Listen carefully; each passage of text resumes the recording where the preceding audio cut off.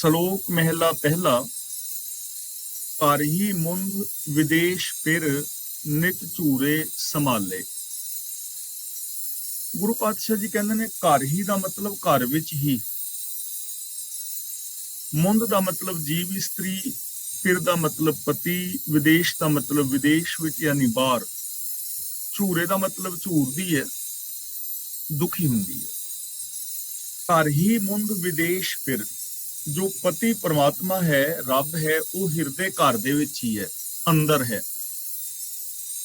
ਲੇਕਿਨ ਜੋ ਜੀਵ ਇਸਤਰੀ ਹੈ, ਮਨੁੱਖ ਹੈ, ਵਿਦੇਸ਼ ਦੇ ਅੰਦਰ ਬਾਹਰ ਉਹਨੂੰ ਢੂੰਡਦਾ ਹੈ ਔਰ ਨਿਤ ਹੀ ਝੂਰਦਾ ਹੈ, ਨਿਤ ਹੀ ਦੁਖੀ ਹੁੰਦਾ ਹੈ ਕਿ ਰੱਬ ਘਰ ਵਿੱਚ ਹੈ, ਰੱਬ ਸਾਡੇ ਸਾਰਿਆਂ ਦੇ ਅੰਦਰ ਹੈ, ਲੇਕਿਨ ਬੰਦਾ ਉਸ ਨੂੰ ਬਾਹਰ ਲੱਭਦਾ ਫਿਰਦਾ ਹੈ ਔਰ ਬਾਹਰ ਲੱਭਦਾ ਹੋਇਆ ਝੂਰਦਾ ਔਰ ਦੁਖੀ ਹੁੰਦਾ ਹੈ। ਦੇਖੋ ਕਿੰਨੀ ਵੱਡੀ ਸਾਡੀ ਸਮੱਸਿਆ ਦਾ ਸੋਲੂਸ਼ਨ ਹੁੰਦਾ ਹੈ ਕਿ ਆਮ ਆਦਮੀ ਜੋ ਹੈ ਬਾਹਰ ਲੱਭ ਰਿਹਾ ਹੈ ਕਿ ਸ਼ਾਇਦ ਉੱਤੇ ਸੱਚਖੰਡ ਵਿੱਚ ਰੱਬ ਵੱਖਰਾ ਬੈਠਾ ਹੈ, ਜਾਂ ਕਿਤੇ ਸਵਰਗ ਵਿੱਚ ਵੱਖਰਾ ਬੈਠਾ ਹੈ, ਜਾਂ ਕਿਤੇ ਜੰਨਤ ਵਿੱਚ ਹੈ, ਜਾਂ ਬੈਕੁੰਠ ਧਾਮ ਵਿੱਚ ਹੈ, ਜਾਂ ਜੰਗਲਾਂ ਵਿੱਚ ਹੈ। ਤਾਂ ਹਰ ਇੱਕ ਦੇ ਅੰਦਰ ਹੈ। ਔਰ ਗੁਰੂ ਪਾਤਸ਼ਾਹ ਜੀ ਨੇ ਤਾਂ ਪਾਵਨ ਬਾਣੀ ਵਿੱਚ ਬਚਨ ਕੀਤਾ ਹੈ, ਤੋਹੀ ਮੋਹੀ ਮੋਹੀ ਤੋਹੀ ਅੰਤਰ ਕੈਸਾ, ਕਨਿਕ ਕਟਿਕ ਜਲ ਤਰੰਗ ਜੈਸਾ। ਇਸ ਲਈ ਰੱਬ ਅੰਦਰ ਹੈ ਔਰ ਇਹ ਮਨੁੱਖ ਉਸ ਨੂੰ ਬਾਹਰ ਢੂੰਡਦਾ ਹੈ, ਇਸੇ ਕਰਕੇ ਨਿਤ ਹੀ ਦੁਖੀ ਹੁੰਦਾ ਹੈ। ਮਿਲਦਿਆਂ ਢਿੱਲ ਨਾ ਹੋਵੇ ਜੇ ਨੀਅਤ ਰਾਸ ਕਰੇ।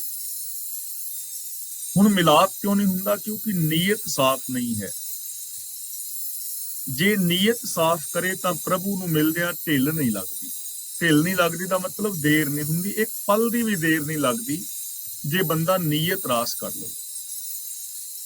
ਔਰ ਗੁਰਦੇਵ ਪਾਤਸ਼ਾਹ ਨੇ ਹੋਰ ਥਾਵਾਂ ਤੇ ਵੀ ਬਚਨ ਕੀਤਾ ਹੈ ਕਿ ਜੇ ਨੀਅਤ ਨੂੰ ਰਾਸ ਕਰ ਲਵੇ ਬੰਦਾ ਤਾਂ ਫਿਰ ਅੰਦਰੋਂ ਹੀ ਰੱਬ ਮਿਲੇਗਾ। ਗੱਲ ਤਾਂ ਨੀਅਤ ਰਾਸ ਕਰਨ ਦੀ ਹੈ। ਆਪ ਸਵਾਰੇ ਮੈਂ ਮਿਲੇ, ਮੈਂ ਮਿਲਿਆ ਸੁਖ ਹੋਏ, ਫਰੀਦਾ ਜੇ ਤੂੰ ਮੇਰਾ ਹੋਈ ਰਹੇ, ਸਭ ਜਗ ਤੇਰਾ ਹੋਏ। ਹੋਂ ਢੁੰਡੇਂਦੀ ਸੱਜਣਾ ਸੱਜਣ ਮੈਂਡੇ ਨਾਲ, ਮੇਰੇ ਨਾਲ ਹੈ। ਤਾਂ ਇਹਦਾ ਮਤਲਬ ਰੱਬ ਨੂੰ ਮਿਲਣ ਦੀ ਪ੍ਰੋਬਲਮ ਨਹੀਂ ਹੈ, ਰੱਬ ਤਾਂ ਇੱਕ ਪਲ ਵਿੱਚ ਮਿਲ ਜਾਏਗਾ। ਪ੍ਰੋਬਲਮ ਨੀਅਤ ਰਾਸ ਕਰਨ ਦੀ ਹੈ। ਜੇ ਬੰਦੇ ਦੀ ਨੀਅਤ ਠੀਕ ਨਹੀਂ ਹੈ, ਨੀਅਤ ਦਾ ਮਤਲਬ ਸੋਚ ਠੀਕ ਨਹੀਂ ਹੈ, ਤਾਂ ਫਿਰ ਰੱਬ ਦੀ ਦੂਰੀ ਹੀ ਦੂਰੀ ਹੈ। ਤੇ ਜੇ ਆਪਣੀ ਨੀਅਤ ਨੂੰ ਸਾਫ਼ ਕਰ ਲੈ, ਸੋਚ ਨੂੰ ਸਾਫ਼ ਕਰ ਲੈ, ਤਾਂ ਇਹ ਹੁਣੇ ਰੱਬ ਦੇ ਨਾਲ ਮਿਲ ਜਾਏਗਾ। ਹੁਣ ਰੱਬ ਦੇ ਮਿਲਣ ਦੀ ਦੇਰ ਨਹੀਂ ਹੈ, ਦੇਰ ਇਹ ਹੈ ਕਿ ਅਸੀਂ ਆਪਣੀ ਨੀਅਤ ਨੂੰ ਕਿੰਨੇ ਚਿਰ ਵਿੱਚ ਸਾਫ਼ ਕਰਾਂਗੇ, ਅਸੀਂ ਆਪਣੀ ਸੋਚ ਨੂੰ ਕਦੋਂ ਪਾਵਨ ਪਵਿੱਤਰ ਕਰਾਂਗੇ। ਜਦੋਂ ਵੀ ਬੰਦਾ ਸੋਚ ਨੂੰ ਸਾਫ਼ ਕਰ ਲਏਗਾ, ਉਸੇ ਵੇਲੇ ਰੱਬ ਦੇ ਵਿੱਚ ਮਿਲ ਜਾਏਗਾ। ਇਸ ਲਈ ਪ੍ਰੋਬਲਮ ਰੱਬ ਦੇ ਮਿਲਾਪ ਦੀ ਨਹੀਂ ਹੈ, ਪ੍ਰੋਬਲਮ ਨੀਅਤ ਨੂੰ ਰਾਸ ਕਰਨ ਦੀ ਹੈ, ਨੀਅਤ ਸਾਫ਼ ਕਰਨ ਦੀ ਹੈ। ਆਮ ਜੋ ਇਨਸਾਨ ਹੈ ਉਹਦੀ ਨੀਅਤ ਸਾਫ਼ ਨਹੀਂ ਹੈ, ਉਹਦੀ ਸੋਚ ਸਾਫ਼ ਨਹੀਂ ਹੈ, ਸੋਚ ਦੇ ਅੰਦਰ ਮੇਰ ਤੇਰ ਦੇ ਵਿਤਕਰੇ ਨੇ। ਅਗਲਾ ਬਚਨ ਕਰਦੇ ਨੇ ਮਹਿਲਾ ਪਹਿਲਾ। ਨਾਨਕ ਗਾਲੀ ਪੂਰੀਆਂ ਬਾਜ ਪ੍ਰੀਤ ਕਰੇ। ਇੱਥੇ ਗਾਲੀ ਨਹੀਂ ਪੜਨਾ, ਗਾਲੀ, ਗੱਗੇ ਦੇ ਉੱਤੇ ਅੱਧਕ ਲਗਾ ਕੇ ਗਾਲੀ। ਗਾਲੀ ਦਾ ਮਤਲਬ ਗੱਲਾਂ, ਪੂੜੀਆਂ ਦਾ ਮਤਲਬ ਝੂਠੀਆਂ। ਬਾਜ ਪ੍ਰੀਤ ਕਰੇ, ਬਾਜ ਪ੍ਰੀਤ ਕਰੇ ਦਾ ਮਤਲਬ ਜਿਹੜੀਆਂ ਗੱਲਾਂ ਸਾਨੂੰ ਰੱਬ ਦੀ ਪ੍ਰੀਤ ਤੋਂ ਵਾਂਝਿਆ ਕਰਦੇ ਨੇ, ਉਹ ਗੱਲਬਾਤ ਜਾਂ ਉਹ ਗੱਲਬਾਤਾਂ ਝੂਠੀਆਂ ਨੇ ਜੋ ਹਰੀ ਪਿਆਰ ਤੋਂ ਦੂਰ ਕਰਦੀ। ਜਿਹੜੀ ਗੱਲਬਾਤ, ਜਿੰਨੀਆਂ ਵੀ ਗੱਲਾਂ ਨੇ, ਜਿੰਨੇ ਵੀ ਬਚਨ ਵਿਲਾਸ ਨੇ, ਬੋਲ ਬਾਣੀ ਹੈ, ਜੋ ਸਾਨੂੰ ਰੱਬ ਤੋਂ, ਰੱਬੀ ਗੁਣਾ ਤੋਂ, ਰੱਬੀ ਹੁਕਮ ਤੋਂ ਦੂਰ ਲੈ ਜਾਂਦੀਆਂ ਨੇ, ਉਹ ਗੱਲਾਂ ਬਾਤਾਂ ਝੂਠੀਆਂ ਨੇ। ਜਿਵੇਂ ਮਿਸਾਲ ਵਜੋਂ ਆ ਕਰਮ ਕਾਂਡਾਂ ਦੀ ਗੱਲ ਅਸੀਂ ਰੋਜ਼ ਕਰਦੇ ਹਾਂ, ਤਾਂ ਕਰਮ ਕਾਂਡ ਸਾਨੂੰ ਸੱਚਾਈ ਤੋਂ ਦੂਰ ਲੈ ਜਾਂਦੇ। ਜਿਵੇਂ ਈਰਖਾ, ਦਵੈਸ਼, ਵੈਰ ਵਿਰੋਧ ਦੀਆਂ ਗੱਲਾਂ ਨੇ, ਤਾਂ ਇਹ ਸਾਨੂੰ ਰੱਬੀ ਪ੍ਰੀਤ ਤੋਂ ਦੂਰ ਹੀ ਲੈ ਜਾਂਦੀਆਂ ਨੇ, ਰੱਬੀ ਪ੍ਰੀਤ ਤੋਂ ਸਖਣਿਆ ਹੀ ਕਰਦੀਆਂ ਨੇ। ਤਾਂ ਗੁਰੂ ਪਾਤਸ਼ਾਹ ਜੀ ਕਹਿੰਦੇ ਨੇ ਜੇ ਉਹ ਗੱਲਾਂ ਬਾਤਾਂ ਸਾਨੂੰ ਰੱਬੀ ਪ੍ਰੀਤ ਤੋਂ ਦੂਰ ਲੈ ਜਾਣ, ਉਹ ਗੱਲਬਾਤ ਕਰਨੀ ਹੀ ਝੂਠੀ ਹੈ, ਉਹ ਵਿਚਾਰ ਹੀ ਝੂਠੇ ਨੇ। ਤੇ ਦੂਜੀ ਗੱਲ, ਜੇ ਅੰਦਰ ਪ੍ਰੀਤ ਨਹੀਂ ਹੈ ਤੇ ਨਿਰੀਆਂ ਰੱਬ ਦੀਆਂ ਜਿਹੜੀਆਂ ਗੱਲਾਂ ਬਾਤਾਂ ਕਰਨੀਆਂ ਨੇ ਉਹ ਵੀ ਕੂੜੀਆਂ ਹੀ ਰਹਿ ਜਾਣਗੀਆਂ, ਕਿਉਂਕਿ ਅੰਦਰ ਪ੍ਰੀਤ ਨਹੀਂ ਹੈ ਨਾ। ਇਸ ਲਈ ਪਿਆਰ ਦੇ ਨਾਲ ਰੱਬ ਦੀ ਗੱਲਬਾਤ ਕਰਨੀ ਹੈ, ਰੱਬੀ ਗੁਣਾਂ ਦੇ ਨਾਲ ਪਿਆਰ ਕਰਨਾ ਹੈ, ਉਹ ਗੱਲਾਂ ਬਾਤਾਂ, ਉਹ ਵਿਚਾਰ ਜੋ ਸਾਨੂੰ ਰੱਬੀ ਪ੍ਰੀਤ ਤੋਂ ਖਾਲੀ ਕਰਨ, ਉਹ ਝੂਠੇ ਨੇ, ਨਾਸ਼ਮਾਨ। ਟਿੱਚਰ ਜਾਣੇ ਭਲਾ ਕਰ, ਜਿੱਚਰ ਲੇਵੈ ਦੇ। ਜਦੋਂ ਤਾਈਂ ਰੱਬ ਕੁਛ ਦੇ ਰਿਹਾ ਹੈ ਔਰ ਬੰਦਾ ਕੁਛ ਲੈ ਰਿਹਾ ਹੈ, ਉਦੋਂ ਤੱਕ ਬੰਦਾ ਉਹਨੂੰ ਚੰਗਾ ਸਮਝਦਾ ਹੈ, ਰੱਬ ਨੂੰ ਚੰਗਾ ਸਮਝਦਾ ਹੈ। ਜਦੋਂ ਤੱਕ ਕੋਈ ਬੰਦਾ ਦੇ ਰਿਹਾ ਹੈ ਔਰ ਇੱਕ ਲੈ ਰਿਹਾ ਹੈ, ਉਦੋਂ ਤੱਕ ਉਹਨੂੰ ਚੰਗਾ ਸਮਝਿਆ ਜਾ ਰਿਹਾ ਹੈ। ਆਮ ਦੁਨੀਆ ਵਿੱਚ ਵੀ ਵੇਖ ਲਓ, ਜਦੋਂ ਕੋਈ ਬੰਦਾ ਸਾਡੇ ਕੰਮ ਆਉਂਦਾ ਰਹਿੰਦਾ ਹੈ, ਅਸੀਂ ਉਹਨੂੰ ਠੀਕ ਸਮਝਦੇ ਹਾਂ, ਤੇ ਜੇ ਉਹ ਸਾਨੂੰ ਇਨਕਾਰ ਕਰਦਾ ਹੈ, 90 ਕੰਮ ਉਹਨੇ ਕੀਤੇ ਹੋਣ ਤੇ ਇੱਕ ਨਾ ਕਰੇ, ਤੇ ਸਾਨੂੰ ਉਹ ਭੈੜਾ ਲੱਗਣ ਲੱਗ ਜਾਂਦਾ। ਇਸੇ ਤਰ੍ਹਾਂ ਅਸੀਂ ਕਿਸੇ ਦੇ ਕੰਮ ਆ ਰਹੇ ਹਾਂ, ਕਿਸੇ ਨੂੰ ਕੁਛ ਦੇ ਰਹੇ ਹਾਂ, ਤਾਂ ਅਸੀਂ ਉਹਨੂੰ ਚੰਗੇ ਲੱਗਦੇ ਹਾਂ। ਤੁਸੀਂ ਕਿਸੇ ਨੂੰ ਇੱਕ ਵਾਰੀ ਨਾ ਕਰ ਦਿਓ, ਤੁਹਾਡੀ ਪਿਛਲੀ ਕੀਤੀ ਕਤਰੀ ਖੂਹ 'ਚ ਪੈ ਜਾਏਗੀ। ਆਮ ਹੈ ਨਾ ਲੈਣ ਦੇਣ, ਜਦ ਤੱਕ ਕੋਈ ਦੇ ਰਿਹਾ ਹੈ, ਕਿਸ ਤੋਂ ਸੁੱਖ ਮਿਲ ਰਿਹਾ ਹੈ, ਉਹ ਚੰਗਾ, ਜੇ ਉਹਦੇ ਤੋਂ ਕੁਛ ਮਿਲ ਨਹੀਂ ਰਿਹਾ ਤੇ ਉਹ ਮਾੜਾ। ਹੁਣ ਇਹੀ ਗੱਲ ਅਸੀਂ ਰੱਬ ਤੇ ਲਾਗੂ ਕਰਦੇ ਹਾਂ। ਅਸੀਂ ਮੰਗਦੇ ਹਾਂ, ਸਾਨੂੰ ਮਿਲ ਗਿਆ, ਠੀਕ ਹੈ, ਨਹੀਂ ਮਿਲਿਆ ਤੇ ਕਿਸੇ ਹੋਰ ਰੱਬ ਕੋਲ ਅਸੀਂ ਰੱਬ ਬਦਲ ਲੈਂਦੇ ਹਾਂ। ਅਸੀਂ ਆਪਣੇ ਬਾਬੇ ਬਦਲ ਲੈਂਦੇ ਹਾਂ, ਮੜੀਆਂ ਬਦਲ ਲੈਂਦੇ ਹਾਂ, ਕਬਰਾਂ ਬਦਲ ਲੈਂਦੇ ਹਾਂ। ਮੇਰਾ ਮਤਲਬ ਇਹ ਨਹੀਂ ਕਿ ਮੜੀਆਂ ਕਬਰਾਂ ਦੀ ਪੂਜਾ ਕਰੋ, ਸਗੋਂ ਰੱਬ ਨੂੰ ਛੱਡ ਕੇ ਕਬਰਾਂ ਵੱਲ ਤੁਰ ਜਾਂਦਾ। ਇੱਕ ਕਬਰ ਤੇ ਦੂਜੀ ਕਬਰ ਤੇ ਤੀਜੀ ਤੇ ਚੌਥੀ, ਇੱਕ ਬਾਬੇ ਕੋਲ, ਦੂਜੇ ਬਾਬੇ ਕੋਲ, ਤੀਜੇ ਕੋਲ, ਚੌਥੇ ਕੋਲ। ਤਾਂ ਜਦੋਂ ਤੱਕ ਸਾਨੂੰ ਸੁੱਖ ਮਿਲ ਰਿਹਾ ਹੈ, ਉਦੋਂ ਤੱਕ ਬੰਦਾ ਰੱਬ ਨੂੰ ਠੀਕ ਸਮਝਦਾ ਹੈ। ਜੇ ਕਿਤੇ ਦੁੱਖ ਆ ਜਾਏ ਤੇ ਉਹਨੂੰ ਚੰਗਾ ਨਹੀਂ ਲੱਗਦਾ। ਯਾਨੀ ਇਹ ਪ੍ਰੀਤ ਨਹੀਂ ਹੈ। ਗੁਰੂ ਜੀ ਇੱਥੇ ਦੱਸਣਾ ਚਾਹੁੰਦੇ ਨੇ ਕਿ ਜਿੱਥੇ ਲਾਲਚ ਹੈ, ਜਿੱਥੇ ਲੱਭ ਹੈ, ਉੱਥੇ ਸੱਚੀ ਪ੍ਰੀਤ ਨਹੀਂ ਹੈ। ਇਹੋ ਜਿਹੀ ਪ੍ਰੀਤ ਸਾਨੂੰ ਰੱਬ ਤੋਂ, ਸੱਚ ਤੋਂ ਦੂਰ ਲੈ ਜਾਂਦੀ ਹੈ। ਇਸ ਲਈ ਸੱਚਾਈ ਦੇ ਨਾਲ ਪ੍ਰੀਤ ਪਾਣੀ। ਪੌੜੀ, ਜਿਨ ਉਪਾਏ ਜੀ ਤਿਨ ਹਰ ਰਾਖਿਆ। ਜਿਸ ਹਰੀ ਨੇ ਜੀਵ ਪੈਦਾ ਕੀਤੇ ਨੇ, ਉਸੇ ਨੇ ਇਹਨਾਂ ਦੀ ਰੱਖਿਆ ਕੀਤੀ ਹੈ, ਉਹ ਵੀ ਰੱਖਿਆ ਕਰਦਾ ਹੈ। ਯਾਨੀ ਰੱਬੀ ਹੁਕਮ ਦੇ ਅੰਦਰ ਜੀਵ ਜੰਤ ਪੈਦਾ ਹੋਏ ਨੇ, ਤੇ ਰੱਬੀ ਹੁਕਮ ਸਿਸਟਮ ਦੇ ਅੰਦਰ ਹੀ ਰੱਖਿਆ ਹੋ ਰਹੀ ਹੈ, ਪਾਲਣਾ ਵੀ ਹੋ ਰਹੀ ਹੈ। ਇੱਥੇ ਖਾਣ ਪੀਣ ਨੂੰ ਮਿਲ ਰਿਹਾ ਹੈ, ਇੱਥੇ ਸਾਰਾ ਸਿਸਟਮ ਚੱਲ ਰਿਹਾ ਹੈ। ਦਿਨ ਰਾਤਾਂ ਬਦਲ ਰਹੀਆਂ ਨੇ, ਰੁੱਤਾਂ ਬਦਲ ਰਹੀਆਂ ਨੇ, ਫਸਲਾਂ ਪੈਦਾ ਹੋ ਰਹੀਆਂ ਨੇ, ਜਾਂ ਹੋਰ ਸਾਰਾ ਜਿੰਨਾ ਵੀ ਸ੍ਰਿਸ਼ਟੀ ਦਾ, ਸਾਡੇ ਜੀਵਨ ਦਾ ਸੰਚਾਲਨ ਹੋ ਰਿਹਾ ਹੈ, ਇਹ ਸਾਰਾ ਕੁਝ ਰੱਬੀ ਹੁਕਮ ਦੇ ਵਿੱਚ ਹੋ ਰਿਹਾ ਹੈ। ਨਾ ਤੇ ਕੋਈ ਹੋਰ ਕਿਸੇ ਸਿਸਟਮ ਵਿੱਚ ਪੈਦਾ ਹੀ ਹੋ ਰਿਹਾ, ਨਾ ਕਿਸੇ ਹੋਰ ਦੇ ਹੁਕਮ ਦੇ ਅੰਦਰ ਪਾਲਣਾ ਹੋ ਰਹੀ ਹੈ। ਰੱਬ ਨੇ ਜੀਵ ਪੈਦਾ ਕੀਤੇ ਨੇ ਔਰ ਉਹ ਹੀ ਪਾਲਣਾ ਕਰ ਰਿਹਾ ਹੈ। ਭਾਵ ਕਿ ਰੱਬੀ ਹੁਕਮ ਦੇ ਅੰਦਰ ਜੀਵ ਜੰਤ ਪੈਦਾ ਹੁੰਦੇ ਨੇ ਔਰ ਰੱਬੀ ਹੁਕਮ ਵਿੱਚ ਪਾਲਣਾ ਹੋ ਰਹੀ ਹੈ। ਜੇ ਕੋਈ ਇਹ ਕਹੇ ਕਿ ਰੱਬੀ ਹੁਕਮ ਤੋਂ, ਕੁਦਰਤ ਦੇ ਨਿਯਮਾਂ ਤੋਂ ਉਲਟ ਕੁਝ ਹੋ ਸਕਦਾ ਹੈ, ਤਾਂ ਉਹ ਸਾਰਾ ਕੁਝ ਗਲਤ ਹੋਏਗਾ। ਅੰਮ੍ਰਿਤ ਸੱਚਾ ਨਾਉ ਭੋਜਨ ਚਾਖਿਆ। ਜੋ ਜੀਵ ਉਸ ਹਰੀ ਦਾ ਆਤਮਿਕ ਜੀਵਨ ਦੇਣ ਵਾਲਾ ਸੱਚਾ ਭੋਜਨ ਚਖਦੇ ਨੇ। ਸੱਚਾ ਭੋਜਨ ਕਿਹੜਾ ਹੈ? ਅੰਮ੍ਰਿਤ, ਆਤਮਿਕ ਜੀਵਨ ਦੇਣ ਵਾਲਾ, ਜੋ ਸਾਡੇ ਅੰਦਰ ਜ਼ਮੀਰ ਜ਼ਿੰਦਾ ਕਰੇ, ਜੋ ਸਾਡੇ ਅੰਦਰ ਇਨਸਾਨੀਅਤ ਪੈਦਾ ਕਰੇ। ਉਹ ਵਿਚਾਰ, ਉਹ ਭੋਜਨ, ਉਹ ਮਾਨਸਿਕ ਖੁਰਾਕ ਸੱਚ ਹੈ, ਦਇਆ ਹੈ, ਪਿਆਰ ਹੈ, ਨਿਰਭੈਤਾ ਹੈ, ਨਿਰਵੈਰਤਾ ਹੈ। ਜਿਨ੍ਹਾਂ ਨੇ ਇਹ ਭੋਜਨ ਖਾਧਾ। ਹੁਣ ਦੋ ਤਰ੍ਹਾਂ ਦੀ ਖੁਰਾਕ ਹੈ ਨਾ। ਇੱਕ ਲੋਕ ਉਹ ਨੇ ਜੋ ਕੇਵਲ ਗੁਣਾਂ ਦੀ ਖੁਰਾਕ ਲੈ ਰਹੇ ਨੇ, ਮੀਨਸ ਗੁਣਾਂ ਨੂੰ ਬੇਸ ਬਣਾ ਕੇ ਜ਼ਿੰਦਗੀ ਜੀ ਰਹੇ ਨੇ। ਕੁਛ ਉਹ ਨੇ ਜਿਨ੍ਹਾਂ ਦੀ ਖੁਰਾਕ ਔਗਣ ਨੇ, ਜਦ ਤੱਕ ਉਹ ਝੂਠ ਨਾ ਬੋਲ ਲੈਣ, ਦੋ ਚਾਰ ਨਾਲ ਲੜ ਲਾ ਲੈਣ, ਉਹਨਾਂ ਨੂੰ ਰੋਟੀ ਹਜਮ ਨਹੀਂ ਹੁੰਦੀ। ਉਹਨਾਂ ਦਾ ਬੇਸ ਇਹ ਬਣਿਆ ਹੋਇਆ ਹੈ। ਤਾਂ ਜੋ ਜੀਵ ਉਸ ਹਰੀ ਦੇ ਆਤਮਿਕ ਜੀਵਨ ਦੇਣ ਵਾਲੇ ਗੁਣਾ ਰੂਪ ਭੋਜਨ ਨੂੰ ਛਕਦੇ ਨੇ, ਉਹਨਾਂ ਦਾ ਜੀਵਨ ਕੈਸਾ ਬਣ ਜਾਂਦਾ ਹੈ, ਉਹਨਾਂ ਨੂੰ ਪ੍ਰਾਪਤੀ ਕੀ ਹੁੰਦੀ ਹੈ? ਤਿਪਤ ਰਹੇ ਆਘਾਏ ਮਿਟੀ ਭਪਾਖਿਆ। ਭਪਾਖਿਆ ਦਾ ਮਤਲਬ ਖਾਣ ਦੀ ਇੱਛਾ, ਭੁੱਖ, ਤ੍ਰਿਸ਼ਨਾ। ਜੋ ਇਸ ਗੁਣਾ ਰੂਪ ਭੋਜਨ ਨੂੰ ਛਕਦੇ ਨੇ, ਗੁਣਾ ਨੂੰ ਮਾਣਦੇ ਨੇ। ਤਿਪਤ ਰਹੇ ਆਘਾਏ ਦਾ ਮਤਲਬ ਉਹ ਰੱਜ ਜਾਂਦੇ ਨੇ, ਉਹਨਾਂ ਨੂੰ ਸੰਤੋਖ ਆ ਜਾਂਦਾ ਹੈ, ਉਹਨਾਂ ਨੂੰ ਤ੍ਰਿਪਤੀ ਹੋ ਜਾਂਦੀ ਹੈ, ਔਰ ਉਹਨਾਂ ਦੀ ਵਿਸ਼ੇ ਵਿਕਾਰਾਂ ਦੀ ਭੁੱਖ ਮਿਟ ਜਾਂਦੀ ਹੈ। ਉਹਨਾਂ ਨੂੰ ਨਿੰਦਾ ਚੁਗਲੀ ਦੇ ਵਿੱਚ ਬਿਲਕੁਲ ਵੀ ਰਸ ਨਹੀਂ ਹੁੰਦਾ, ਇਹ ਇੱਛਾ ਹੀ ਖਤਮ ਹੋ ਜਾਂਦੀ ਹੈ। ਉਹਨਾਂ ਦੇ ਅੰਦਰ ਕੇਵਲ ਗੁਣਾਂ ਦੀ ਤਾਂਗ ਰਹਿੰਦੀ ਹੈ, ਗੁਣਾਂ ਨੂੰ ਉਹ ਵਰਤਦੇ ਨੇ ਔਰ ਗੁਣਾਂ ਦੇ ਨਾਲ ਉਹ ਬਿਲਕੁਲ ਤ੍ਰਿਪਤ ਰਹਿੰਦੇ ਨੇ। ਮਤਲਬ ਕਿ ਜੇ ਅਸੀਂ ਵੀ ਚਾਹੁੰਦੇ ਹਾਂ ਕਿ ਸਾਡੀ ਜ਼ਿੰਦਗੀ ਅੰਦਰ ਸੁੱਖ ਸ਼ਾਂਤੀ ਆਏ, ਤਾਂ ਉਹਦੇ ਵਾਸਤੇ ਸਾਨੂੰ ਜੋ ਖੁਰਾਕ ਹੈ ਉਹ ਗੁਣਾਂ ਦੀ ਲੈਣੀ ਚਾਹੀਦੀ ਹੈ। ਮੀਨਸ ਗੁਣਾਂ ਨੂੰ ਬੇਸ ਬਣਾ ਕੇ ਜ਼ਿੰਦਗੀ ਜੀਣੀ ਚਾਹੀਦੀ ਹੈ। ਸਭ ਅੰਦਰ ਇੱਕ ਵਰਤੈ ਕਿਨੈ ਵਿਰਲੇ ਲਾਖਿਆ। ਲਾਖਿਆ ਦਾ ਮਤਲਬ ਵੇਖਿਆ, ਸਮਝਿਆ, ਸਮਝਣਾ, ਬੁੱਝਣਾ, ਜਾਣਨਾ। ਸਾਰੇ ਜੀਵਾਂ ਦੇ ਅੰਦਰ ਇੱਕ ਪ੍ਰਭੂ ਵਿਆਪਕ ਹੈ। ਕਿਸੇ ਵਿਰਲੇ ਨੇ ਇਹ ਚੀਜ਼ ਸਮਝੀ ਹੈ, ਸਾਰਿਆਂ ਨੇ ਸਮਝੀ ਨਹੀਂ। ਸਭ ਅੰਦਰ ਇੱਕ ਵਰਤ ਹੈ, ਸਾਰਿਆਂ ਦੇ ਅੰਦਰ ਇੱਕ ਵਰਤ ਰਿਹਾ ਹੈ। ਕਿੰਨੇ ਵਿਰਲੇ ਲਾਖਿਆ, ਕਿਸੇ ਵਿਰਲੇ ਨੇ ਇਹ ਚੀਜ਼ ਸਮਝੀ ਹੈ, ਇਹ ਚੀਜ਼ ਜਾਣੀ ਹੈ। ਹੁਣ ਅਸੀਂ ਕਹਾਂਗੇ ਕਿ ਅਸੀਂ ਸਾਰੇ ਹੀ ਜਾਣਦੇ ਹਾਂ ਕਿ ਇੱਕ ਰੱਬ ਵਰਤਦਾ, ਅਸੀਂ ਸਾਰੇ ਕਹਿ ਤੇ ਰਹੇ, ਸਾਰੀ ਦੁਨੀਆ ਕਹਿ ਰਹੀ ਹੈ ਜੋ ਰੱਬ ਵਿੱਚ ਵਿਸ਼ਵਾਸ ਰੱਖਦੇ ਨੇ ਕਿ ਰੱਬ ਹਰ ਜੀਵ ਦੇ ਅੰਦਰ ਸਮਾਇਆ ਹੋਇਆ ਹੈ। ਹਿੰਦੂ, ਮੁਸਲਮਾਨ, ਸਿੱਖ ਆਦਿ ਸਾਰੇ ਕਹਿ ਰਹੇ ਨੇ, ਧਾਰਮਿਕ ਲੋਕ ਜਿਹੜੇ ਰੱਬ ਵਿੱਚ ਵਿਸ਼ਵਾਸ ਰੱਖਦੇ ਨੇ ਕਿ ਹਰ ਥਾਂ ਤੇ ਰੱਬ ਹੈ। ਪਰ ਨਿਰਾ ਕਹਿਣਾ ਔਰ ਸਮਝਣਾ, ਜਾਣਨਾ, ਅਪਣਾਣਾ ਇਹ ਇੱਕ ਵੱਖਰੀ ਚੀਜ਼ ਹੈ। ਕਿੰਨੇ ਕੁ ਲੋਕ ਨੇ ਇਸ ਦੁਨੀਆ ਦੇ ਅੰਦਰ ਜੋ ਹਰ ਇਨਸਾਨ ਦੇ ਨਾਲ ਰੱਬ ਵਰਗਾ ਪਿਆਰ ਔਰ ਵਿਹਾਰ ਕਰਦੇ, ਉਹ ਵਿਰਲੇ ਨੇ। ਇਹ ਨਹੀਂ ਕਿ ਨਹੀਂ ਹੈ, ਉਹ ਵਿਰਲੇ ਨੇ ਜੋ ਇਨਸਾਨਾਂ ਦੇ ਅੰਦਰ ਰੱਬ ਨੂੰ ਵੇਖ ਕੇ ਇਨਸਾਨਾਂ ਦੇ ਨਾਲ ਰੱਬ ਵਰਗਾ ਪਿਆਰ ਔਰ ਰੱਬ ਵਰਗਾ ਸਤਿਕਾਰ ਕਰਦੇ ਨੇ। ਵਿਰਲੇ ਨੇ, ਹੈ ਸਾਰਿਆਂ ਦੇ ਵਿੱਚ ਇੱਕ ਹੈ, ਲੇਕਿਨ ਇਸ ਗੱਲ ਨੂੰ ਕਿਸੇ ਵਿਰਲੇ ਨੇ ਜਾਣਿਆ ਔਰ ਸਮਝਿਆ ਹੈ। ਸਾਰਿਆਂ ਵਿੱਚ ਗੁਣ ਨੇ, ਸਾਰਿਆਂ ਦੇ ਨਾਲ ਇੱਕ ਜੈਸਾ ਵਿਹਾਰ।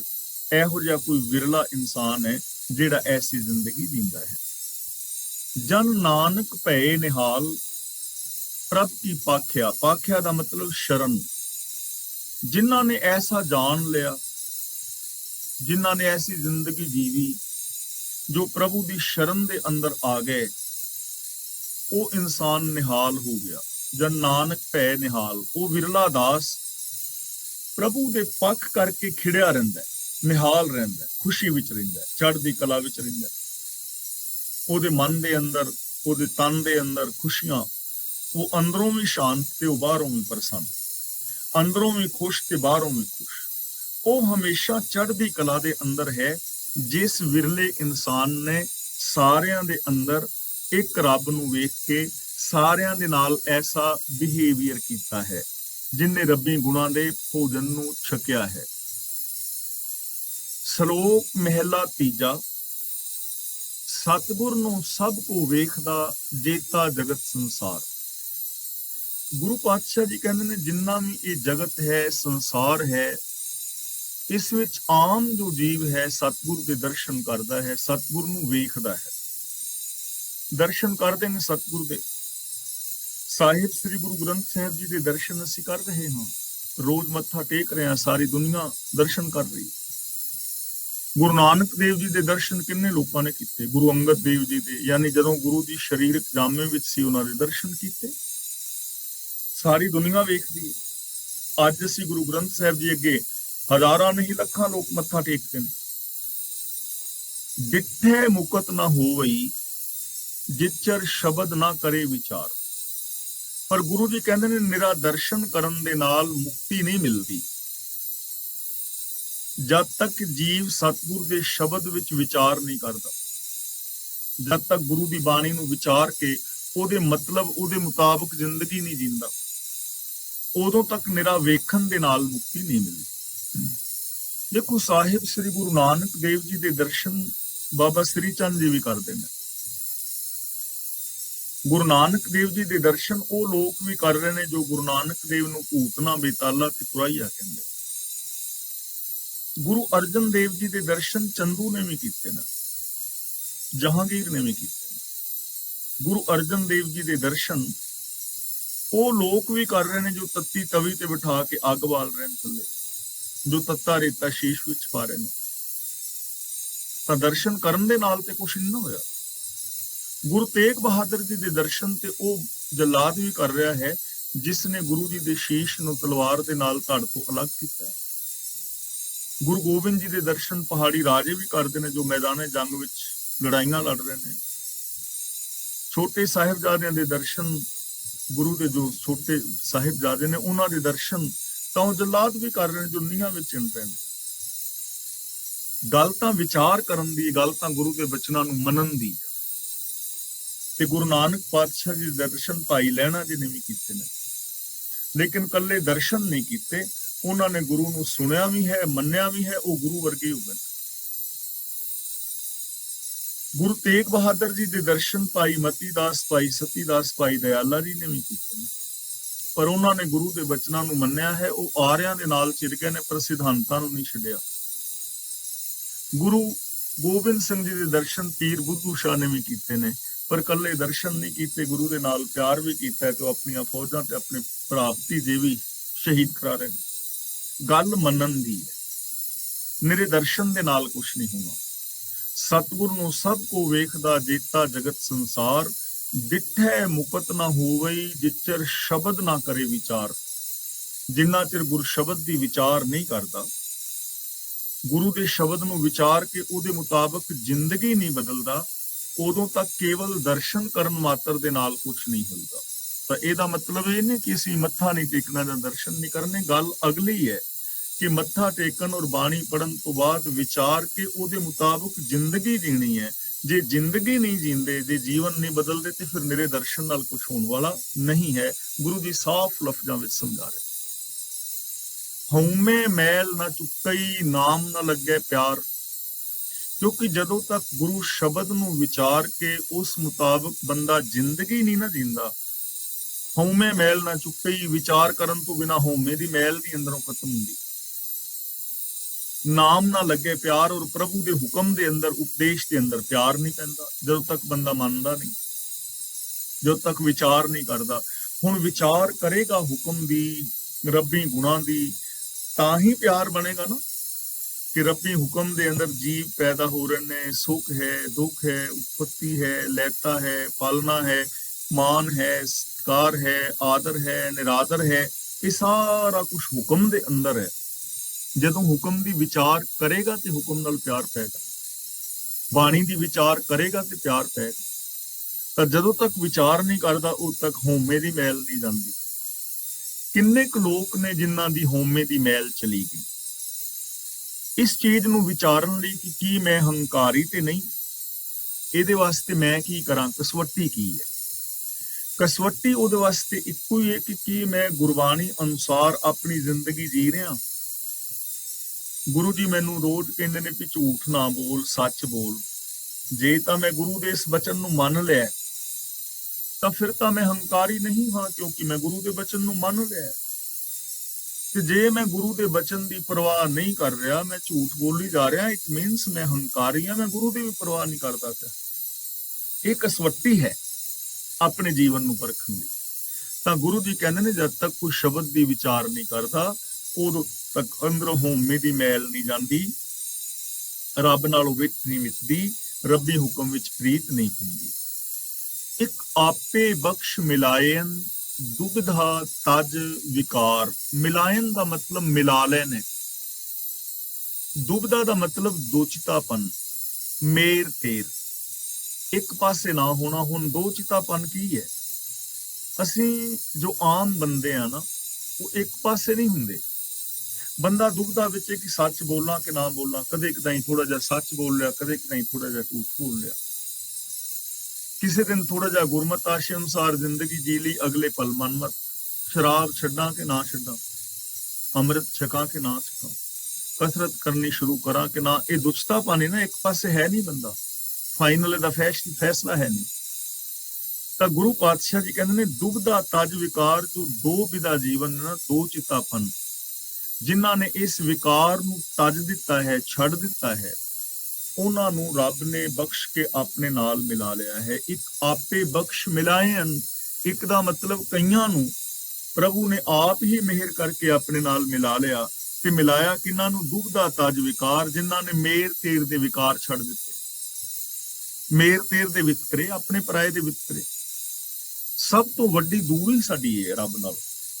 ਕਬੀਰ ਜੀ ਦਾ ਪਾਵਨ ਬਚਨ ਹੈ, ਕਬੀਰ ਤੂੰ ਤੂੰ ਕਰਤਾ ਤੂੰ ਹੁਆ, मुझ में रहा ना हूं, जब आपा पर का मिट गया, जत देखो तत तू। ਜਦੋਂ ਆਪਣੇ ਪਰਾਏ ਦੇ ਭੇਦ ਭਾਵ ਮਿਟ ਗਏ, ਜਿਧਰ ਦੇਖਦਾ ਹਾਂ ਤੂੰ ਹੀ ਤੂੰ ਨਜ਼ਰੀ ਪੈਂਦਾ। ਤਾਂ ਦੁਬਿਧਾ, ਦੋ ਚਿਤਾਪਨ, ਦੋ ਤਰ੍ਹਾਂ ਦਾ ਜੀਵਨ, ਅੰਦਰੋਂ ਹੋਰ ਤੇ ਬਾਹਰੋਂ ਹੋਰ। जिन्हें इस विकार नूं छड्ड दिता, रब ने उन्होंने बख्श के अपने नाल मिला लिया। नानक एक दर्शन देख मर मिले, सतगुर हेत प्यार। हुण गुरु पातशाह जी कहते ने कई, एक दा मतलब कई, दर्शन देख दा मतलब गुरु दा दर्शन करके, सतगुर हेत प्यार दा मतलब सतगुर दे नाल प्यार पा के, मर दा मतलब मर के, मिले दा मतलब मिल गए।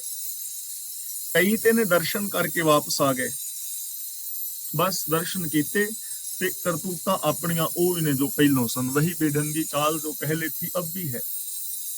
एक ओह ने जिन्हां ने दर्शन कीते ते दर्शन करके सतगुरु दे नाल मोह प्यार पाया और गुरु नाल प्यार पा के मर दा मतलब अपने आपे वालों मर गए, अपना आपा छड़ दिता। मिले दा मतलब वो रब दे अंदर ही मिल गए। कई मनुख सतगुरु दा दर्शन करके, सतगुरु दे प्यार विच बिरती जोड़ के, आपा भाव गवा के रब दे विच ही मिल गए। जिवें भाई लहणा जी दर्शन करन आए, गुरु जी दी शख्सियत नूं तक्किया, बस गुरु दे नाल प्रीत पै गई, आपा भाव गवा दिता ते गुरु दा रूप हो गए। हुण दो तरह दे लोक ने, एक ओह ने जो केवल दर्शन कर रहे ने ते एक ओह ने जो सतगुरु दे दीदार करके गुरु दे नाल प्यार पा रहे ने, जिन्हां ने अपने आपे नूं अंदरों मार लिया है, अपनी मत नूं छड़ दिता है, गुरु दी सोच नूं अपना लिया है, ਉਹ ਰੱਬ ਦੇ ਵਿੱਚ ਹੀ ਮਿਲ ਜਾਂਦੇ ਨੇ। ਇਹ ਹੈ ਤਰੀਕਾ ਰੱਬ ਦੀ ਭਗਤੀ ਦਾ, ਰੱਬ ਦੇ ਮਿਲਾਪ ਦਾ। ਮਹਿਲਾ ਤੀਜਾ, ਸਤਿਗੁਰੂ ਨਾ ਸੇਵਿਓ ਮੂਰਖ ਅੰਧ ਗਵਾਰ। ਗੁਰੂ ਜੀ ਕਹਿੰਦੇ ਨੇ ਬਹੁਤ ਸਾਰੇ ਐਸੇ ਮੂਰਖ ਨੇ, ਅਗਿਆਨੀ ਨੇ, ਜਿਨ੍ਹਾਂ ਨੇ ਸਤਿਗੁਰੂ ਦੀ ਸੇਵਾ ਨਹੀਂ ਕੀਤੀ। ਅਗਿਆਨੀ ਮਨੁੱਖ ਨੇ, ਸਤਿਗੁਰੂ ਦੀ ਸੇਵਾ ਨਹੀਂ ਕੀਤੀ। ਸਤਿਗੁਰੂ ਦੀ ਸੇਵਾ ਦਾ ਮਤਲਬ गुरु दे दसे राह ते नहीं चले। गुरु की सेवा का मतलब गुरु के दिते वे ऑफ लाइफ नूं अपनाना है, गुरबाणी के सिद्धांतां नूं अपनी जिंदगी विच इंप्लीमेंट करना ही गुरु की सेवा है। तां गुरु जी कहंदे ने अग्यानी मूर्ख गंवार ने सतगुर दे दसे हुए राह नूं नहीं अपनाया। दूजे भाए बहुत दुख लागा, जलता करे पुकार। दूजे भाए का मतलब माया के प्यार विच बहुत दुख लागा का मतलब बहुत उन दुख लगता है, दुख उठांदा है। जलता करे मुकार का मतलब सड़दा होया फिर पुकार करता है, हाड़े करता है। जिन्हें गुरु की दसी राह नूं नहीं अपनाया, वो माया के प्यार विच जदों बहुत दुखी हुंदा है, तदों सड़दा होया हाड़े कढदा है। यानी साडे दुखां दा कारण, साडे विरलाप कुरलाने का कारण की है? गुरु की सेवा ना करनी और दूजे भाए प्यार। दूजे भाए का मतलब माया का प्यार। हुण देखो, माया एक सोच है, गुरु की एक सोच है और संसार की एक सोच है, साडी एक सोच है। जो गुरु की सोच है वो निरोल सच है ते साडी जो सोच है ਉਹਦੇ अंदर दोष ने, इसलिए साडी सोच माया है। ਇਹ ਮਾਇਆ ਜਿਤ ਹਰ ਵਿਸਰੇ ਮੋਹ ਉਪਜੈ, ਭਾਉ ਦੂਜਾ ਲਾਇਆ। ਅਸੀਂ ਰੋਜ਼ ਇਹ ਗੱਲ ਸਾਂਝੀ ਕਰ ਰਹੇ ਹਾਂ ਕਿ ਉਹ ਸੋਚ ਜੋ ਸਾਨੂੰ ਇੱਕ ਦੂਜੇ ਨਾਲ ਰੱਬ ਵਰਗਾ ਪਿਆਰ ਨਹੀਂ ਕਰਨ ਦਿੰਦੀ, ਸਾਡੀ ਉਹ ਸੋਚ ਜੋ ਸਾਡੇ ਅੰਦਰ ਮੇਰ ਤੇਰ ਦੇ ਵਿਤਕਰੇ ਪੈਦਾ ਕਰਦੀ ਹੈ, ਸਾਡੀ ਉਹ ਸੋਚ ਜੋ ਸਾਡੇ ਅੰਦਰ ਸੈਲਫਿਸ਼ਨੈਸ ਪੈਦਾ ਕਰਦੀ ਹੈ, ਉਹ ਸੋਚ ਮਾਇਆ ਹੈ। ਤੇ ਇਸ ਮਾਇਆ ਦੇ ਨਾਲ ਪਿਆਰ ਪੈਣ ਕਰਕੇ ਇਸ ਸੋਚ ਦੇ ਨਾਲ ਬੰਦੇ ਦੀ ਪ੍ਰੀਤ ਹੈ। ਇਸ ਸੋਚ ਨੂੰ ਬੇਸ ਬਣਾ ਕੇ ਬੰਦਾ ਜ਼ਿੰਦਗੀ ਜੀ ਰਿਹਾ ਹੈ ਤੇ ਇਹੋ ਜੀ ਸੋਚ ਦੇ ਵਿੱਚੋਂ ਸੁੱਖ ਕਿੱਥੋਂ ਪੈਦਾ ਹੋਣਾ? ਮੇਰ ਤੇਰ ਦੇ ਵਿਤਕਰਿਆਂ ਚੋਂ। ਜਿੱਥੇ ਝੂਠ ਫਰੇਬ ਹੋਵੇਗਾ ਉੱਥੇ ਸੁੱਖ ਕਿੱਥੇ? ਇਸ ਸੋਚ ਕਰਕੇ ਬੰਦਾ ਦੁਖੀ ਹੈ, ਫਿਰ ਈਰਖਾ ਹੰਕਾਰ ਦੀ ਅੱਗ ਵਿੱਚ ਸੜਦਾ ਹੈ, ਪੁਕਾਰਾਂ ਕਰਦਾ ਹੈ, ਦੁਖੀ ਹੁੰਦਾ ਹੈ। ਤਾਂ ਸਾਡੇ ਦੁੱਖਾਂ ਦਾ ਕਾਰਨ ਹੈ ਸਾਡੀ ਮਾੜੀ ਸੋਚ। ਇਸ ਮਾੜੀ ਸੋਚ ਕਰਕੇ ਬੰਦਾ ਦੁਖੀ ਹੁੰਦਾ। ਜਿਨ ਕਾਰਨ ਗੁਰੂ ਵਿਸਾਰਿਆ, ਸੇ ਨਾ ਉਪਕਰੇ ਅੰਤੀ ਵਾਰ। ਉਪਕਰੇ ਦਾ ਮਤਲਬ ਪੁੱਕਰੇ, ਬੌੜੇ, ਸਹਾਇਤਾ ਵਾਸਤੇ ਨਹੀਂ ਆਏ, ਉਹ ਸਹਾਇਤਾ ਨਹੀਂ ਕਰ ਸਕੇ। ਜਿਨ੍ਹਾਂ ਵਾਸਤੇ ਸਤਿਗੁਰ ਨੂੰ ਵਿਸਾਰਿਆ ਸੀ, ਗੁਰੂ ਨੂੰ ਭੁਲਾਇਆ ਸੀ। ਯਾਨੀ ਜਿਨ੍ਹਾਂ ਕਾਰਨਾਂ ਕਰਕੇ ਅਸੀਂ ਗੁਰੂ ਦੇ ਦੱਸੇ ਰਾਹ ਨੂੰ ਨਹੀਂ ਅਪਣਾਇਆ, ਸੇ ਨਾ ਉਪਰੇ ਅੰਤਿਵਾਰ, ਉਹ ਕਾਰਨ ਅਖੀਰ ਸਾਡੀ ਸਹਾਇਤਾ ਕਰਨ ਵਾਸਤੇ ਨਾ ਬੋੜੇ। ਅਸੀਂ ਗੁਰੂ ਦੇ ਰਾਹ ਨੂੰ ਕਾਹਦੇ ਕਰਕੇ ਭੁਲਾਇਆ? ਝੂਠ ਕਰਕੇ ਨਾ। ਝੂਠ ਕਾਰਨ ਸੀ ਜਿਸ ਕਰਕੇ ਅਸੀਂ ਗੁਰੂ ਦੇ ਰਾਹ ਤੋਂ ਭੁੱਲ ਗਏ, ਸੱਚ ਨੂੰ ਅਸੀਂ ਛੱਡ ਦਿੱਤਾ। ਤੇ ਕੀ ਝੂਠ ਜਦੋਂ ਸਾਨੂੰ ਆਤਮਿਕ ਮੌਤ ਅਸੀਂ ਮਰਾਂਗੇ ਜਾਂ ਝੂਠ ਕਰਕੇ ਸਾਨੂੰ ਕੋਈ ਸਜ਼ਾ ਮਿਲੇਗੀ, ਉੱਥੇ ਝੂਠ ਸਾਡਾ ਸਾਥ ਦੇਗਾ? ਕਾਮ ਵਾਸਨਾ, ਜਿਸ ਕਾਮ ਵਾਸਨਾ ਕਰਕੇ ਅਸੀਂ ਪਰਤਰੀਏ ਕਿਸੇ ਔਰਤ ਨਾਲ ਗਲਤ ਕਰਮ ਕੀਤਾ ਔਰ ਇੱਕ ਪਲ ਦੇ ਸੁੱਖ ਕਰਕੇ ਗਲਤ ਕੀਤਾ ਤੇ ਉਹਦੇ ਬਜਾਏ 10 ਸਾਲ ਦੀ ਸਜ਼ਾ ਹੋ ਗਈ, ਤਾਂ ਕੀ ਉਹ ਕਾਮ ਵਾਸਨਾ ਸਾਨੂੰ ਹੁਣ ਸੁੱਖ ਦੇਗੀ, ਛਡਾਏਗੀ? ਪਛਤਾਵਾ ਹੀ ਹੈ ਨਾ। ਜਿਨ੍ਹਾਂ ਕਾਰਨਾਂ ਕਰਕੇ ਅਸੀਂ ਗੁਰੂ ਦੇ ਸਿਧਾਂਤਾਂ ਨੂੰ ਭੁਲਾ ਦਿੰਦੇ ਆ, ਉਹ ਕਾਰਨ ਅਖੀਰ ਸਾਡੇ ਆਤਮਿਕ ਜੀਵਨ ਦੇ ਸਾਥੀ ਨਹੀਂ ਬਣਦੇ, ਉਹ ਸਾਨੂੰ ਦੁੱਖਾਂ ਤੋਂ ਨਹੀਂ ਬਚਾਉਂਦੇ। ਪਹਿਲੀ ਗੱਲ। ਤੇ ਦੂਜੀ ਗੱਲ, ਜਿਨ੍ਹਾਂ ਆਪਣਿਆਂ ਕਰਕੇ ਅਸੀਂ ਦੂਜਿਆਂ ਨਾਲ ਠੱਗੀਆਂ ਮਾਰਦੇ ਆ, ਫੇਰਾ ਫੇਰੀਆਂ ਕਰਦੇ ਆ, ਉਹ ਸਾਡੇ ਆਪਣੇ ਧੀਆਂ ਪੁੱਤਰ ਵੀ ਸਾਨੂੰ ਆਤਮਿਕ ਮੌਤ ਤੇ ਮਰਨੋਂ ਨਹੀਂ ਬਚਾਉਂਦੇ। 2 ਮਿੰਟ ਵਾਸਤੇ ਮੈਂ ਇੱਥੇ ਇੰਗਲੈਂਡ ਬੈਠਾ ਹਾਂ, ਬੱਚੇ ਮੇਰੇ ਇੰਡੀਆ ਨੇ, ਤੇ ਮੈਂ ਇੱਥੇ ਕੋਈ ਚੋਰੀ ਕਰਦਾ, ਕੋਈ 200, 400, 500 ਪਾਉਂਡ ਦੀ ਕੋਈ ਮੌਕਾ ਹੈ ਤੇ ਮੈਂ ਚੋਰੀ ਕਰਦਾ, ਤੇ ਚੋਰੀ ਮੈਂ ਕਿਹਨਾਂ ਵਾਸਤੇ ਕਰਨੀ ਹੈ? ਬੱਚਿਆਂ ਕਰਕੇ ਨਾ। ਤਾਂ ਕਿ ਉਹ ਬੱਚੇ ਮੈਨੂੰ ਆਤਮਿਕ ਮੌਤ ਤੋਂ ਬਚਾ ਸਕਦੇ ਨੇ। ਉਹ ਤੇ ਇੰਡੀਆ ਬੈਠੇ ਨੇ, ਉਹਨਾਂ ਨੂੰ ਪਤਾ ਵੀ ਨਹੀਂ ਵੀ ਸਾਡਾ ਪਿਓ ਚੋਰੀ ਕਰਨ ਲੱਗਾ। ਤਾਂ ਮੇਰੇ ਬੱਚੇ ਤਾਂ ਮੈਨੂੰ ਨਹੀਂ ਬਚਾ ਸਕਣਗੇ ਨਾ, ਮੇਰੀ ਪਤਨੀ, ਮੇਰੇ ਭੈਣ ਭਰਾ, ਰਿਸ਼ਤੇਦਾਰ, ਸੱਜਣ ਮਿੱਤਰ। ਚੋਰੀ ਤੇ ਬੰਦਾ ਕਰਦਾ ਹੀ ਇਕੱਲਾ। ਤਾਂ ਮੈਨੂੰ ਚੋਰੀ ਕਰਨ ਤੋਂ ਕੌਣ ਬਚਾਏਗਾ? ਗੁਰੂ ਦੀ ਪਾਵਨ ਬਾਣੀ, ਚੋਰ ਕੀਆ ਚੰਗਾ ਕਿਉ।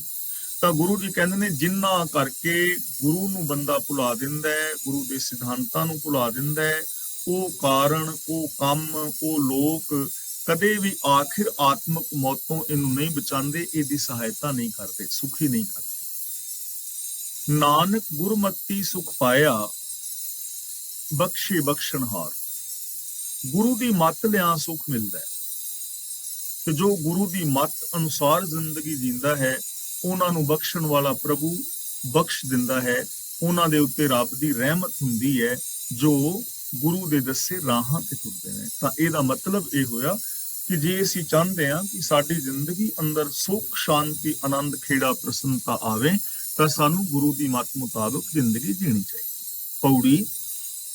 ਤੂੰ ਆਪੇ ਆਪ ਸਭ ਕਰਤਾ, ਕੋਈ ਦੂਜਾ ਹੋਏ ਸੋ ਅਵਰੋ ਕਹੀਐ।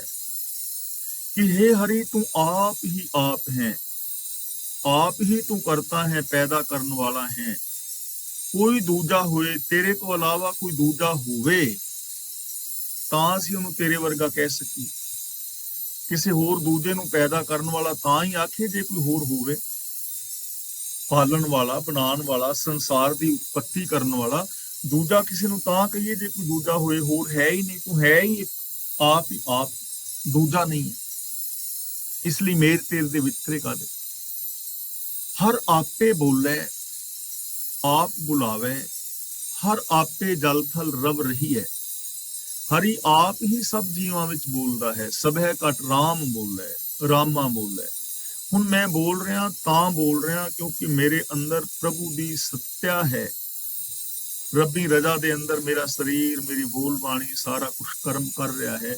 ਜੇ ਅੰਦਰ ਸੱਤਿਆ ਹੈ ਤਾਂ ਬੋਲ ਰਿਹਾ, ਜੇ ਸੱਤਿਆ ਹੀ ਨਾ ਹੋਵੇ ਤੁਸੀਂ ਸੁਣ ਨਹੀਂ ਪਾਓਗੇ, ਮੈਂ ਬੋਲ ਨਹੀਂ ਪਾਵਾਂਗਾ। ਹਰੀ ਆਪ ਸਭ ਜੀਵਾਂ ਵਿੱਚ ਬੋਲਦਾ ਹੈ, ਆਪ ਹੀ ਬੁਲਾਉਂਦਾ ਹੈ, ਕਿਉਂਕਿ ਇਹ ਸਿਸਟਮ ਹੈ, ਰੱਬੀ ਹੁਕਮ ਹੈ, ਉਹਦੇ ਕਰਕੇ ਮੈਂ ਬੋਲ ਰਿਹਾ। ਆਪੇ, ਹਰ ਆਪੇ ਜਲ ਥਲ ਰਵ ਰਹੀ ਹੈ। ਉਹ ਜਲ ਵਿੱਚ ਵੀ, ਥਲ ਵਿੱਚ ਵੀ, ਪਾਣੀ ਵਿੱਚ ਵੀ, ਹਰ ਥਾਂ ਤੇ ਸਮਾਇਆ ਹੋਇਆ ਹੈ। ਮਤਲਬ ਕਿ ਪ੍ਰਭੂ ਸਰਬ ਵਿਆਪਕ ਹੈ।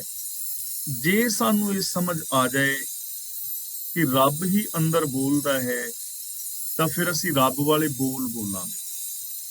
ਜੇ ਸਾਨੂੰ ਇਹ ਸਮਝ ਆ ਜਾਏ ਕਿ ਰੱਬ ਹੀ ਬੁਲਾ ਰਿਹਾ ਹੈ, ਤਾਂ ਫਿਰ ਅਸੀਂ ਹਰ ਬੋਲ ਨੂੰ ਨਾਪ ਤੋਲ ਕੇ ਬੋਲਣ ਦਾ ਯਤਨ ਕਰਾਂਗੇ। ਹਰ ਆਪੇ ਮਾਰੇ, ਹਰ ਆਪੇ ਛੋੜੈ, ਮਨ ਹਰ ਸਰਣੀ ਪੜ ਰਹੀ ਹੈ। ਹਰੀ ਆਪ ਹੀ ਮਾਰਦਾ ਹੈ, ਆਪ ਹੀ ਬਖਸ਼ਦਾ ਹੈ। ਇਸ ਕਰਕੇ ਹੈ ਮੇਰੇ ਮਨ, ਹਰੀ ਦੀ ਸ਼ਰਨ ਵਿੱਚ ਪਿਆਰ ਰਹੋ, ਹਰੀ ਦੀ ਸ਼ਰਨ ਲੈ। ਭਾਵ ਕਿ ਜੋ ਜੀਵਨ ਹੈ ਔਰ ਜੋ ਮੌਤ ਹੈ ਉਹ ਰੱਬੀ ਰਜ਼ਾ ਵਿੱਚ ਹੈ।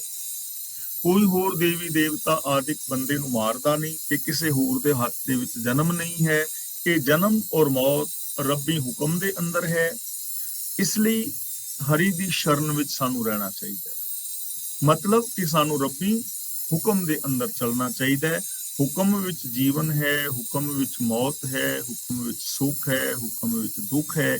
ਇਸ ਲਈ ਸਾਨੂੰ ਹੁਕਮ ਨੂੰ ਫੋਲੋ ਕਰਨਾ ਚਾਹੀਦਾ ਹੈ। ਰੱਬੀ ਗੁਣ ਸਾਨੂੰ ਗਾਣੇ ਚਾਹੀਦੇ। ਹਰ ਬਿਨ ਕੋਈ ਮਾਰ ਜਿਵਾਲ ਨਾ ਸਾਕੈ, ਹਰ ਬਿਨ ਕੋਈ ਮਾਰ ਜਿਵਾਲ ਨਾ ਸਾਕੈ, ਮਨ ਹੋਏ ਨਿਚਿੰਦ ਨਿਸਲ ਹੋਈ ਰਹੀ ਹੈ। ਨਿਸਲ ਦਾ ਮਤਲਬ ਹੁੰਦਾ ਹੈ ਐਨ ਸਿੱਧੀਆਂ ਲੱਤਾਂ ਪਸਾਰ ਕੇ ਨਿਸਲ ਹੋ ਕੇ ਸੌ ਜਾਣਾ, ਲੱਤਾਂ ਪਸਾਰ ਕੇ ਸੌਣਾ, ਮਤਲਬ ਨਿਸ਼ਚਿੰਤ ਹੋ ਜਾਣਾ। ਗੁਰੂ ਜੀ ਕਹਿੰਦੇ ਨੇ ਕਿ ਹੇ ਮੇਰੇ ਮਨ, ਹਰੀ ਤੋਂ ਬਿਨਾ ਕੋਈ ਹੋਰ ਨਾ ਮਾਰ ਸਕਦਾ ਹੈ, ਨਾ ਜਿਵਾ ਸਕਦਾ ਹੈ। ਇਸ ਲਈ ਜਨਮ ਔਰ ਮੌਤ ਵੱਲੋਂ ਬੇਫਿਕਰ ਹੋ ਜਾ। ਯਾਨੀ ਜਨਮ ਵੀ ਹੁਕਮ ਵਿੱਚ ਹੈ ਤੇ ਮੌਤ ਵੀ ਹੁਕਮ ਵਿੱਚ ਹੈ। ਜੇ ਜਨਮ ਹੋਇਆ ਹੈ ਤੇ ਮੌਤ ਵੀ ਜ਼ਰੂਰ ਹੋਣੀ ਹੈ। ਤਾਂ ਜਦੋਂ ਹੋਣੀ ਹੀ ਹੈ ਮੌਤ, ਇੱਕ ਦਿਨ ਮਰਨਾ ਹੀ ਹੈ, ਤਾਂ ਫਿਰ ਫਿਕਰ ਕਾਹਦਾ ਹੈ? ਤੇ ਇੱਕ ਸੱਚਾਈ ਹੈ। ਚਿੰਤਾ ਤੇ ਤਾਂ ਹੋਏ ਨਾ ਜੇ ਅਨਹੋਣੀ ਹੋਣੀ ਹੋਵੇ। ਚਿੰਤਾ ਤਾਕੀ ਕੀਜੀਐ ਜੋ ਅਨਹੋਣੀ ਹੋਏ, ਇਹ ਮਾਰਗ ਸੰਸਾਰ ਕੋ ਨਾਨਕ ਫਿਰਨੀ। ਮੈਨੂੰ ਮੌਤ ਦੀ ਚਿੰਤਾ ਤੇ ਤਾਂ ਹੋਵੇ ਵੀ ਜੇ ਮੈਂ ਕੱਲਾ ਮਰ ਰਿਹਾ ਹੋਵਾਂ, ਹੋਰ ਅੱਜ ਤੱਕ ਨਾ ਕੋਈ ਮਰਿਆ ਹੋਏ, ਨਾ ਕਿਸੇ ਹੋਰ ਨੇ ਮਰਨਾ ਹੋਵੇ, ਕੱਲਾ ਮੈਂ ਹੀ ਮਰਨ ਲੱਗਾ, ਫਿਰ ਤਾਂ ਚਿੰਤਾ ਵਾਲੀ ਗੱਲ ਹੈ, ਅਫਸੋਸ ਵਾਲੀ ਗੱਲ ਹੈ। ਤੇ ਜੇ ਮੇਰੇ ਤੋਂ ਪਹਿਲਾਂ ਲੋਕ ਵੀ ਮਰੇ ਨੇ, ਮੇਰੇ ਤੋਂ ਬਾਅਦ ਵੀ ਲੋਕਾਂ ਨੇ ਮਰਨਾ ਹੈ, ਹਰ ਇੱਕ ਨੇ ਮਰਨਾ, ਫਿਰ ਚਿੰਤਾ ਫਿਕਰ ਵਾਲੀ ਗੱਲ ਤੇ ਨਾ ਹੋਈ। ਤਾਂ ਇਸ ਲਈ ਗੁਰੂ ਜੀ ਕਹਿੰਦੇ ਨੇ ਕੋਈ ਮਾਰ ਜਿਵਾ ਨਹੀਂ ਸਕਦਾ ਰੱਬ ਤੋਂ ਬਿਨਾਂ। ਇੱਕ ਤੇ ਹੈ ਸਰੀਰਕ ਮੌਤ ਤੇ ਦੂਜੀ ਗੱਲ ਹੈ ਆਤਮਿਕ ਮੌਤ। ਜੇ ਆਤਮਿਕ ਜੀਵਨ ਜੀਣਾ ਹੈ ਤੇ ਰੱਬ ਦੇ ਗੁਣਾਂ ਦੇ ਨਾਲ ਜੁੜ ਕੇ ਜੀਆ ਜਾ ਸਕਦਾ ਹੈ। ਰੱਬੀ ਗੁਣਾਂ ਤੋਂ ਬਿਨਾਂ ਹੋਰ ਕੋਈ ਐਸਾ ਕੰਮ ਨਹੀਂ, ਰੱਬੀ ਰਜ਼ਾ ਤੋਂ ਬਿਨਾਂ, ਜਿਹੜਾ ਆਤਮਿਕ ਜੀਵਨ ਦੇ ਸਕੇ। ਜੇ ਰੱਬ ਨਾਲੋਂ ਟੁੱਟ ਜਾਏਗਾ ਤੇ ਆਤਮਿਕ ਮੌਤ ਹੋ ਜਾਏਗੀ। ਰੱਬ ਹੀ ਤੈਨੂੰ ਆਤਮਿਕ ਜੀਵਨ ਦੇ ਸਕਦਾ ਹੈ, ਇਨਸਾਨੀਅਤ ਦੇ ਸਕਦਾ ਹੈ। ਇਸ ਲਈ ਰੱਬ ਦੇ ਨਾਲ ਜੁੜਿਆ ਰਹੋ।